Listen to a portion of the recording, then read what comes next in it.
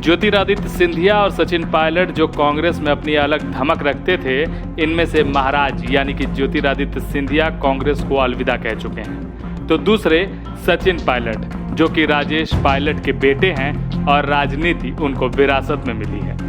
कांग्रेस इन दोनों ही नेताओं को वो मुकाम नहीं दे पाई जिसके ये हकदार थे। पार्टी में अपनी उपेक्षा से आहत होकर इन्होंने ऐसे कदम उठाए जो कांग्रेस के लिए जहर पीने जैसा रहा है। मौजूदा समय में राजनीतिक संकट से जूझ रही कांग्रेस के लिए भी अनुभव और युवा सोच ने मिलकर जीत की नई कहानियां लिखी, लेकिन अब हालात ऐसे हो गए हैं कि युवा चेहरे ही पार्टी के साथ साथ दिग्गज नेताओं की जड़ें हिला रहे हैं। मध्य प्रदेश और राजस्थान में विधानसभा चुनाव के दौरान कांग्रेस पार्टी ने युवा चेहरों यानी मध्य प्रदेश में ज्योतिरादित्य और राजस्थान में सचिन पायलट को चेहरा बनाया था, लेकिन कांग्रेस के सत्ता में आने के बाद दोनों युवा नेताओं की उपेक्षा और नाराजगी की खबरें भी खूब आईं। सिंधिया को ना तो मुख्यमंत्री पद मिला और न ही प्रदेश कांग्रेस अध्यक्ष पद। राजस्थान में पायलट को डिप्टी सीएम तो बनाया गया, लेकिन अक्सर गहलोत से उनकी खटपट की खबरें मीडिया में आती रहीं।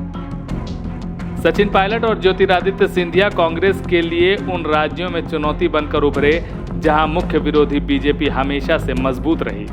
इस तरह सिंधिया ने जहां कमलनाथ जैसे दिग्गज को कुर्सी से हटाने का काम किया, वहीं सचिन पायलट अब कांग्रेस के जमीनी नेताओं में शुमार अशोक गहलोत के लिए परेशानी का सबब बन गए हैं। सचिन पायलट के पुराने साथी और हालिया बीजेपी नेता ज्योतिरादित्य सिंधिया उनके समर्थन में उतर आए हैं।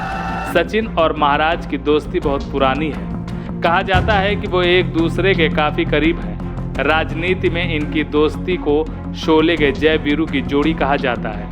सिंधिया ने बीजेपी ज्वाइन करने से पहले भी सचिन से दिल्ली में मुलाकात की थी। कांग्रेस में रहते हुए सिंधिया और पायलट की जोड़ी की चर्चा खूब होती थी।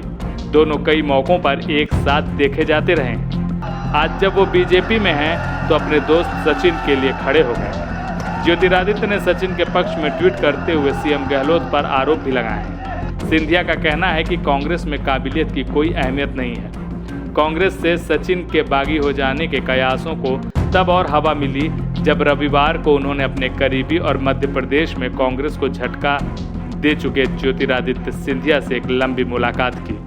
अगर गहलोत पर सरकार पर सियासी सर्जिकल स्ट्राइक होती है तो उसमें ज्योतिरादित्य की भूमिका को भी इनकार नहीं किया जा सकता। अशोक गहलोत और सचिन पायलट के बीच शहमात का खेल एक बार खुलकर सामने आ चुका है, लेकिन गहलोत और पायलट के बीच चल रही प्रतिद्वंदिता कोई नई बात नहीं है।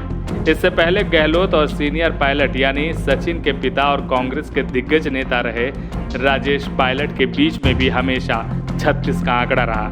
सचिन पायलट के पिता राजेश पायलट ऐसे नेता थे जिन्होंने कांग्रेस की शीर्ष लीडरशिप पर भी कई बार सवाल खड़े किए, लेकिन राजेश पायलट ने कभी पार्टी नहीं छोड़ी।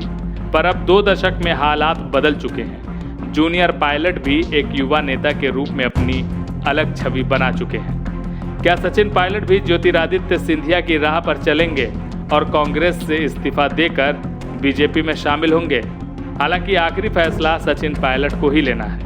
एचएस न्यूज के लिए प्रीति चौहान की रिपोर्ट।